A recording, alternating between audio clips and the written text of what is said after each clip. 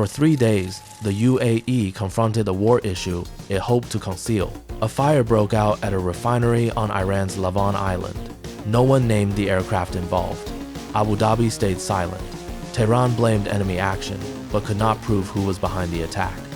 This agreement across news sources marked a turning point in the story.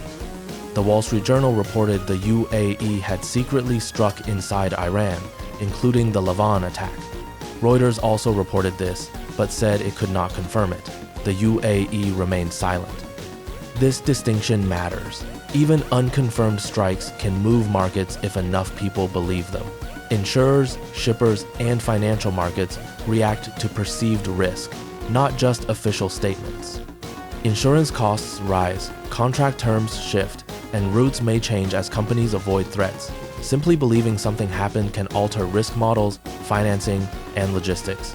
This shows how fast news affects market. However, the consequences extended beyond Iran's military response. Simultaneously, Dubai's risk profile began to evolve. The UAE's business model is built on one idea. In a Gulf war, the main hub runs. Ports stay open, flights land, data centers function, contracts hold, and insurance still applies. A covert strike on Iran threatens that promise from within. If the UAE is not just affected by the war but also involved in it, Dubai is no longer only a safe place near the conflict. It becomes a battlefield itself. Lavan Island is more than a symbol. It is a hub for Iran's energy exports, with oil facilities, refineries, and sea access concentrated in a single location, serving both the economy and the military. That is why the strike on Lavan Island was pivotal. In the 2026 war, Iran fought on many fronts. Gulf infrastructure became unsafe. The UAE already faced strikes and debris at civilian, commercial, and energy sites. Jebel Ali saw disruptions, airports and data centers were at risk. The belief that Gulf business could remain apart from conflict faded. If true, reports of a secret UAE attack on Lavan Island would therefore mark a further shift.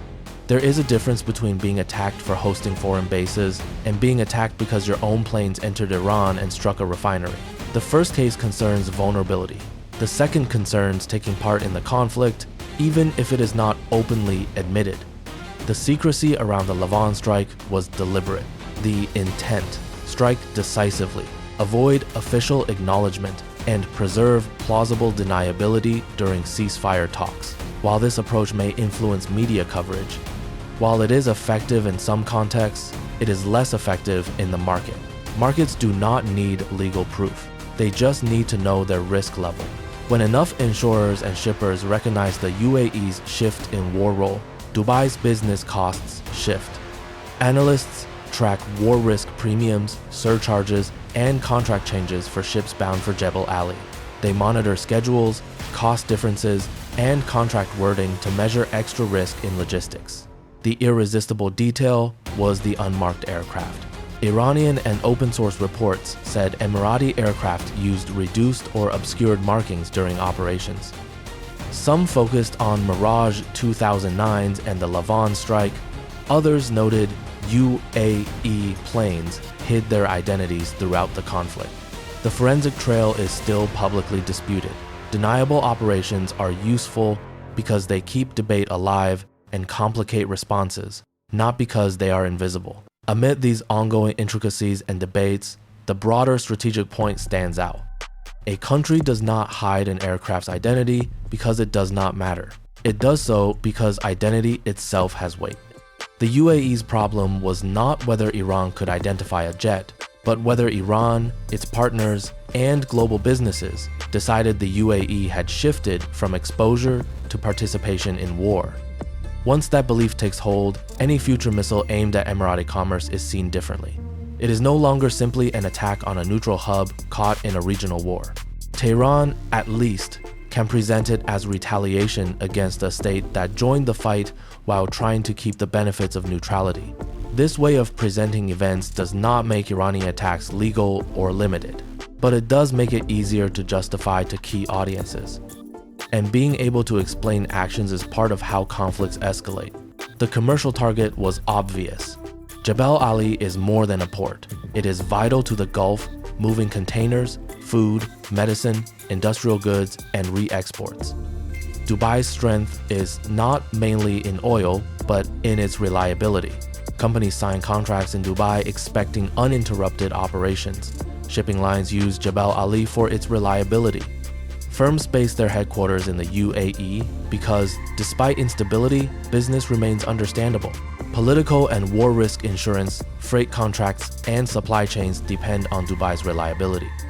The UAE can be attacked, but what matters is not being seen as a secretive combatant whose hidden actions could shift risk unexpectedly. The alleged Lavan strike shattered that assumption.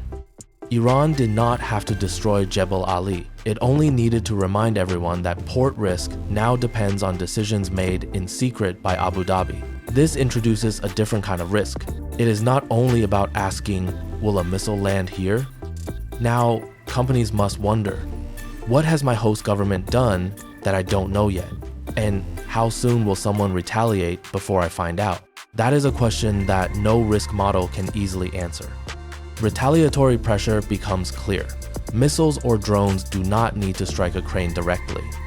Offshore impacts, debris in harbor approaches, fire on anchored ships, or credible threats can cause the same result: slower operations, cautious underwriters, waiting captains, and route shifts. This is the difference between physical damage and commercial damage. Physical damage is the direct result of an explosion. Commercial damage follows uncertainty. Risk analysts use scenario analysis and simulations to predict disruption, price changes, and delays. These tools help firms estimate impacts and set limits on hard-to-measure threats. Jebel Ali already suffered disruption earlier in the war. Shipping rerouted as the conflict widened and Hormuz became unreliable. A new, politically linked Iranian reaction to an alleged UAE strike would be different. It shows Emirati infrastructure may now be a deliberate target, not just collateral damage. If so, DP World enacts crisis protocols, pausing, loading, holding, or diverting inbound vessels, and calling insurers before the media. The port may reopen quickly, but the key question now is not just operational. It is, can commercial planners still assume the UAE's political risk is lower than the region around it? It is much harder to restore that sense of safety than it is to reopen a port berth. At this stage, economic impact outweighs the imagery of an explosion. War risk insurance is not moral. It's priced to mitigate uncertainty. One premium applies for ports exposed to stray missiles. A different one applies if unacknowledged strikes provoke retaliation.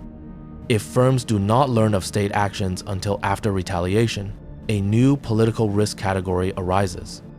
Insurance rarely disappears overnight in conflict zones. Some cover is often available, at a price, with exclusions, delays, or government support. Pricing stabilizes only when risks are clear. Deniability makes risk harder to understand. A shipping company can model the closure of the Hormuz Strait. It can model missile threats to Fujairah. It can model interrupted calls, emergency surcharges, fuel detours, and rerouting through the Cape. Those are painful but describable. It is harder to predict risks when a country seeking calm may secretly escalate tension, especially if effects hit logistics before the government admits what happened.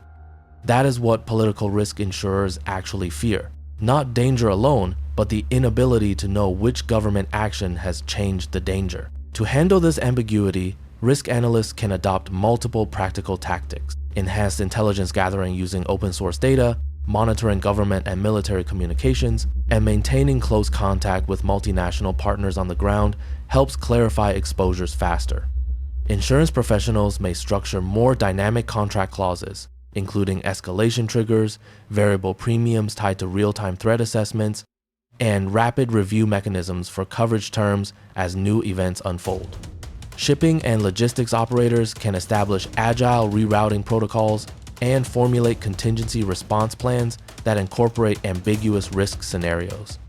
By deliberately monitoring retaliatory patterns and sharing actionable analysis with clients before formal narratives emerge, advisors and underwriters help businesses hedge, adapt, or negotiate protections even when the threat remains officially unacknowledged.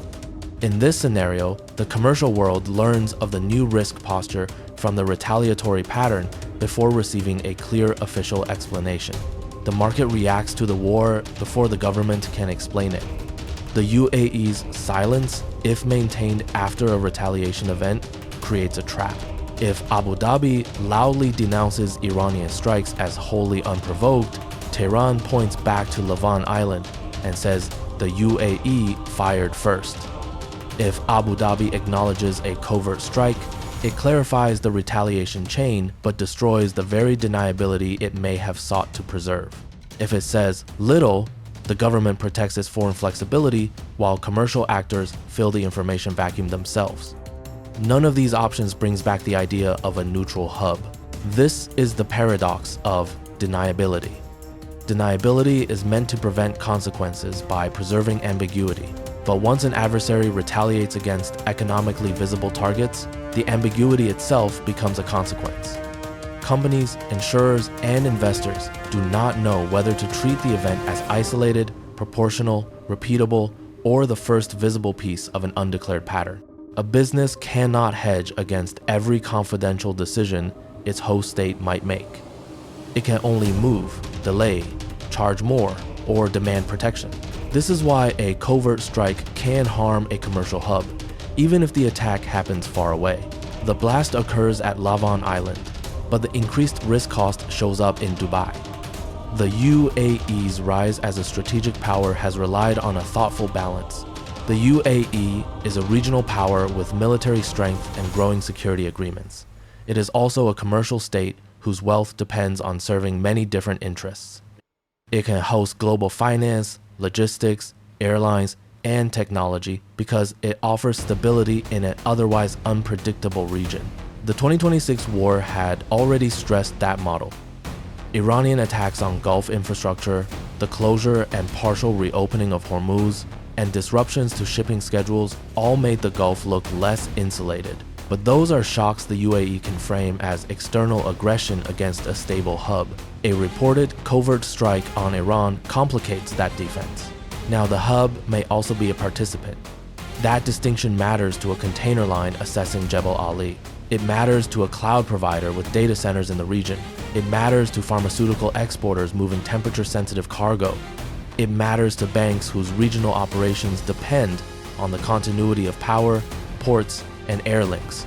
The UAE does not have to become completely unsafe for its economic model to suffer. It only needs to lose a bit of its special status. If Dubai's main advantage is its greater predictability than its neighbors, then every covert escalation erodes that edge. Political risk often means losing the special status that took decades to build. The deeper irony is that the UAE may have had a rational military case for striking Iran. If Iranian attacks were already hitting Emirati infrastructure, if Tehran was threatening the Gulf's export arteries, if the ceasefire appeared to freeze the conflict in a way that left Iran's energy and launch capacity intact, Abu Dhabi may have concluded that restraint imposed costs without delivering security. Saudi Arabia reportedly made its own moves against Iran and Iran-aligned networks during the war. Gulf states were no longer purely waiting for Washington to shape the battlefield. That strategic change is real. But rational military escalation and rational commercial strategy can collide. A state may decide that a covert strike improves its security in the next 48 hours while weakening its risk profile for the next 5 years. The military objective is damage to a refinery. The commercial cost harms the reputation and narrative. That story is that the Gulf is a neutral place to do business. Once that reputation is damaged, it takes more than reopening a port or making a statement regarding resilience to fix it. It takes time and stability free of unexpected events.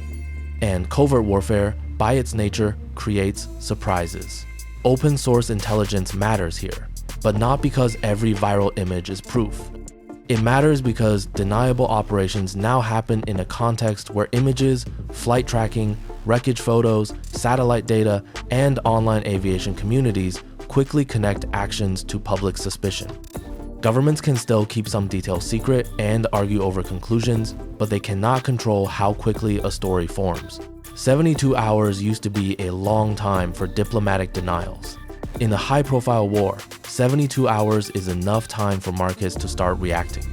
If reporting converges on the UAE as the likely source of the Lavan strike, Iran does not have to wait for an Emirati confession to build a justification narrative. Shipping companies do not have to wait for a court of law to reconsider exposure. Investors do not have to wait for a formal admission to decide that the Gulf conflict has become less contained. Deniability still works tactically, but it is less effective in economics. The more connected a country is to the world, the more costly strategic ambiguity becomes. 3 signals matter after an episode like this. First, shipping behavior around Jebel Ali and the wider UAE logistics network. Not just whether one port is open, but whether major lines restore normal calls, reduce emergency surcharges, and treat the UAE as a primary hub rather than a route subject to constant contingency planning. Analysts can monitor real-time AIS, the automatic identification system data, to track vessel movements, observe fluctuations in anchorage congestion, departures, and port calls. Reviewing port authority bulletins, terminal schedules, and maritime advisories can also give early signs of disruption. In addition, examining shipping line, public schedules, insurance filings, and even freight forwarder updates helps build an actionable picture of operational modifications and risk responses as they happen. Second, insurance language. Watch for war risk reviews, political risk commentary, exclusions related to regional escalation, and whether underwriters start distinguishing between Gulf states merely exposed to conflict and Gulf states potentially participating in it. That distinction will not make headlines like a missile strike. It will show up in premiums, contract clauses, and risk committee minutes. Third, the UAE's public posture. If Abu Dhabi keeps refusing to clarify reported offensive action while continuing to absorb Iranian pressure on commerce and infrastructure, businesses face a recurring information problem. If it clarifies, it may reduce ambiguity at the cost of admitting belligerency. Neither path is free. The strike on Lavan Island, if the reporting is correct, was not solely a military action against Iran. It tested whether the UAE could act as a combatant while still being treated as a neutral hub in terms of risk and cost. The answer will not come from an official military statement. It will come from shipping schedules, insurance renewals, data center plans, and the private decisions of companies that care more about real risks than about official labels. The jets that hit Lavan Island may not have carried a visible flag, but commercial risk does not need a flag to be real. It only needs a pattern to follow.